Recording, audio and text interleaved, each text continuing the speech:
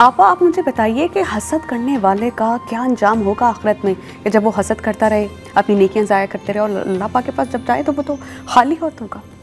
देखिए, हसद जो है ईमान को खा जाता है, तो जिसके अंदर ईमान ही नहीं होगा तो हमारे यानी मैं तो जब तसव्वुर करती हूँ कि जब वो मैदान महशर में हासिद जाएगा और वो उसने बड़ी नमाज़ें पढ़ी होंगी, बड़े रोज़े किए होंगे, मगर वहाँ पर जाकर उसकी तमाम तर नेकियाँ जो हैं वो मौजूद ही नहीं होंगी, और वो जिसने हसद कर रहा होगा वो तमाम नेकियां उसको मिल जाएंगी, तो यकीनन उससे ज़्यादा गरीब कौन हो सकता है। अब मुफ्ती साहब, यही सवाल मैं आपके सामने रखना चाहूँगी कि जब इंसान हसद करता है तो वो आखिरत में जब अल्लाह पाक के पास जाता है उसका अंजाम क्या होगा। दूसरा इसी सवाल का हिस्सा ये है कि हासिद की जो हसद कर रहा है क्या इलामात हैं, हमें खुद को किस तरह डिस्टेंट करना चाहिए कि हम उससे बचें, उसके करीब ही ना जाएं। देखिए, बात तो ज़हन में रखिए कि मिसाल देता हूँ, आप समझ जाएंगे आपके दोनों सवाल का जवाब। एक शख्स मुल्क से बाहर रहता है और वो कमा रहा है और कमा के सारा पैसा एक बैंक में रख रहा है, और जब वो पाकिस्तान आता है तो उसे मालूम चलता है कि जिस बैंक में मैं पैसे रख रहा था उस नाम का कोई बैंक है ही नहीं। तो क्या होगा? वो परेशान होगा, वो कहेगा मेरी ज़िंदगी बर्बाद, जमा पूंजी ज़ाया हुई। इसी तरह आप नेकियां कर रहे हैं, हसद भी कर रहे हैं, नेकियां कर रहे हैं। आप जैसी नेकी करते हैं हसद करते हैं, वो नेकी खा जाती है। आप जैसी नेकी करते हैं हसद करते हैं उन्हें, यहाँ तक कि जब आप अल्लाह की बारगाह में जाएंगे आप ये अच्छा, मैं आपको एक बहुत प्यारी बात कर रहा हूँ, अल्लाह की बारगाह में कल क़यामत की नेकियां गिनी नहीं जाएंगी, नेकियां तोली जाएंगी। अगर आप हसद करते होंगे तो ऐसा ना हो, मिसाल दे रहा हूँ, आप कोई इतना बड़ा कोई ब्लॉक लेके आए जो 1 टन का है, 1 किलो नहीं, टन का है, उसके साथ ही आप कोयला रख दें तो कोयले का बहुत बड़ा अंबार होगा, वजन में कुछ नहीं होगा, मगर जो 1 टन का लोहा है वो इतना भारी होगा, वो सारे कोयले के पहाड़ जितने कोयले को दबा देगा। तो इसी तरह कभी कभी ऐसा होता है, आप हसद करते हैं, हसद आपकी सारी नेकियों को बर्बाद कर देता है। अच्छा, अब क्या नेगेटिविटी होती है, कुछ लोगों को नेगेटिविटी यानी आपको नेगेटिव यानी कि रोशनी शुआ या कुछ नेगेटिविटी महसूस हो रही होती है कि सामने जो बंदा है ना ये हसद करता है, अब मैं क्या करूँ, लड़ूँ? नहीं, मेरा काम यह है क़ालू सलामा व इज़ा ख़ातमुहुल जाहिलूना क़ालू सलामा, जब आपको इस तरह के बंदे मिले आप सलाम करें और आगे निकलें। मुफ्ती साहब, मैं यहीं पे मुझे सवाल आ रहा था, शायद मेरे इशारे ने आपको रुकने पर मजबूर कर दिया। आप कह रहे हैं हमारा कुरान हमें कहता है कि सलाम करो और निकल जाओ, लेकिन आपका पाला डेली बेसिस पे ऐसे लोगों से पड़ता है,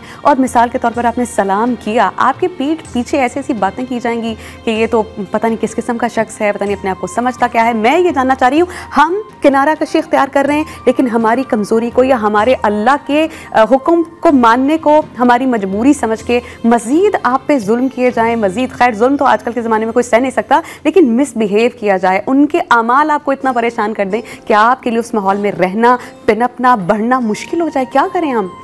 सिर्फ अल्लाह से रुजू करने का रास्ता बचता है। हमीद में हमें क्या वो रास्ता, मेरे वालिद साहब यहाँ एक मुझे मिसाल देते हुए कहते थे, बेटा जहाँ निगाह तिरछी देखना वो कूचा बदल देना। बिल्कुल, आप जहाँ समझते हैं कि वो आपकी एबिलियत यानी आपकी काबिलियत को, आपकी एबिलिटी को किल कर रहे हैं, तो फिर आप आगे जगह मूव कर दें। आप समझते नहीं मुझे यही काम करना है, तो फिर आप खामोशी के साथ अपने काम में यकसुई के साथ आगे बढ़ते रहें। आपका काम आपका नाम बन जाएगा, जब आपका काम आपका नाम बन जाएगा तो आप लोगों की ज़रूरत बन जाएंगे। आप लड़ते रहेंगे, झगड़ते रहेंगे, आप खुद एंजाइटी में आ जाएंगे, आपकी जितनी काबिलियत है वो सब की सब किल हो जाएगी। आप दूसरा भी मैं एक मशवरा दूंगा सब लोगों को कि नबी अलैहिस्सलाम ने फरमाया कि जो शख्स हक़ पर है और हक़ पर होने के बावजूद वो अल्लाह की खातिर माफ़ कर देता है, मैं मोहम्मद उसको जन्नत की ज़मानत देता हूँ।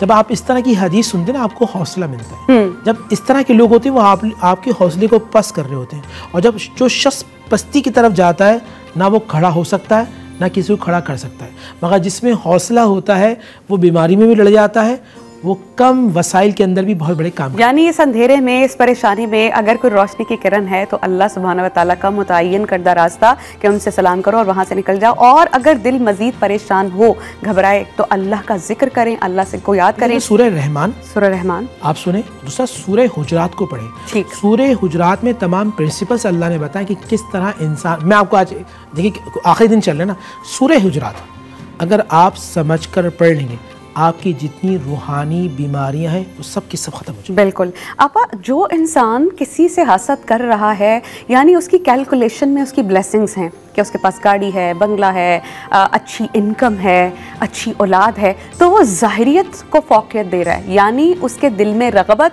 दुनिया की है। और अगर उसके दिल में रग़बत हो आखिरत की, अल्लाह की, तो वो अमाल को देखेगा, वो काउंट करेगा कि भाई कितनी इसने नेकियां की, कितनी बार इसने कुरान हिफ्ज़ किया, कितनी बार कुरान के दौर कर लिए, कुरान की रेसिटेशन मुकम्मल कर ली, या कितना सदका खैरात करता है। जो शख्स दुनिया से रग़बत रखता है, क्या वही अगले की ब्लेसिंग्स को अपनी फिंगर टिप्स पे काउंट करेगा? अच्छा, ये क्योंकि सिफ़ात रज़ीला में से हसद शुमार हुआ करता है, और ख़वातीन में मैं बहुत माज़रत के साथ अर्ज़ करना चाहती हूँ, ये आदत बहुत ज़्यादा हुआ करती है, इसलिए कि वो शिकायतें बहुत ज़्यादा कि किसी की औलाद बढ़ गई तो मेरी औलाद कहाँ है। अरे कितनी शिकायतें कि उसका बच्चा फर्स्ट क्यों आ गया, और उसको अल्लाह ने इतना क्यों दे दिया, और उसके घर में ऐसी गाड़ी है, और उसके घर में इतना रिस्क है। तो और अगर कभी बात, आपा मैं आपको टोकना चाहूँगी, मैं अभी मुझे एक वाक़या याद आया, मैं आपको भी बता दूँ, फिर अपना जवाब दीजिएगा और देखने वालों को बता दूँ। आपा, आपने ख़वातीन का कहा, ये मैं वाकई इंतहाई मुआसरत के साथ ऐसा करती हैं लेडीज़। हमें क़नात करनी चाहिए, अगर मुश्किल हालात भी आ जाएँ तो अल्लाह की रज़ा में राज़ी रहना चाहिए। और देखिए नबी करीम सल्लल्लाहु अलैहि वसल्लम जो तमाम जहानों के लिए रहमत बना के भेजे गए थे, वो 3 दिन के फाकों से होते थे। 4th डे कुछ मिल जाता था तो उस पर अल्लाह का शुक्र करते थे और कहते थे इन नेमतों की हमसे पूछगछ होगी। आपा, किस्सा मैं आपको बता रही हूँ, उससे इसको रिलेट आप कर सकती हैं कि एक औरत ने अपने शौहर को इतना ज़िद किया कि मुझे ये भी चाहिए, ये भी चाहिए, फला चाहिए, ईद आ रही है, कपड़े चाहिए, जोड़े चाहिए। हमारे आप ये समझ लीजिए जानने वाले दूर के उस शख्स ने रमज़ान ही में ख़ुदकुशी कर ली कि मैं अपनी बीवी की डिमांड्स नहीं पूरी कर सकता। तो ये जो आप कह रही हैं ना कंपैरिजन, या आप जो कह रही हैं ख़वातीन के शिकवे शिकायत, इसमें हमारे लिए सीखने को सबक है कि आपका शौहर ज़िंदगी से चला जाए। आप अच्छा, पहली बात तो ये है कि हम इतनी ज़्यादा शिकवे शिकायतें करते हैं, इतनी ज़्यादा शिकवे शिकायतें करते हैं, और कभी अल्लाह से भी शिकायत करने लगते हैं कि उसको इतना नवाजा और हमको इतना ना दिया।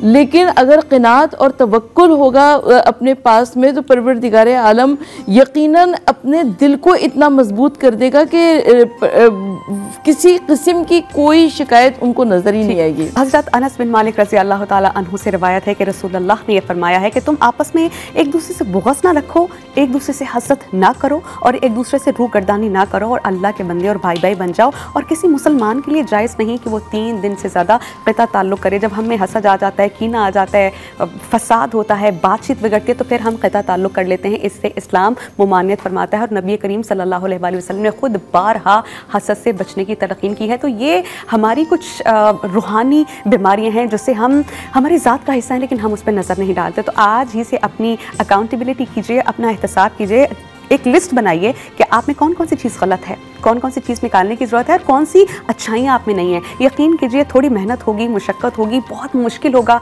शैतान आपको बहुत परेशान करेगा, बट इवेंचुअली जब अल्लाह की राह पे आप चलेंगे तो अल्लाह पाक कहते हैं आप चल के आइए, मैं आपकी तरफ दौड़ के आऊँगा। अल्लाह पाक आपकी मुश्किलें आसान कर देंगे। और एक चीज़ जहन में बिठा लीजिए, हक़ का रास्ता हमेशा मुश्किल होता है,